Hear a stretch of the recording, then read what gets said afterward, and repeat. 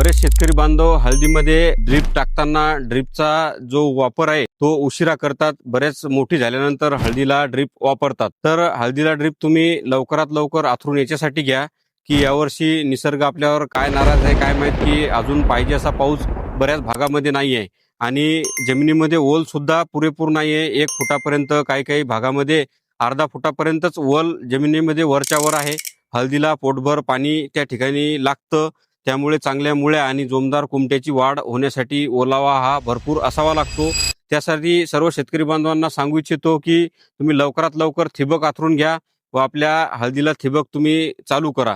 आपल्या विहिरीमध्ये थोडंफार जरी पाणी असेल, अर्धा 1 तास पुरणारं तेवढं सुद्धा पाणी तुम्ही 3 दिवसांमधून एकदा जरी दिलं तरी चालतं. आणि त्यासोबतच आपल्याला दुसरा फायदा ठिबक आथरल्यामुळे असा होतो की जमिनीमध्ये जे काही शत्रू कीटक किंवा हुमणी अळी असेल किंवा हुमणी अळीचे अंडे पडणारे असतील तर त्यासाठी सुद्धा आपल्याला रिझल्ट मिळतो.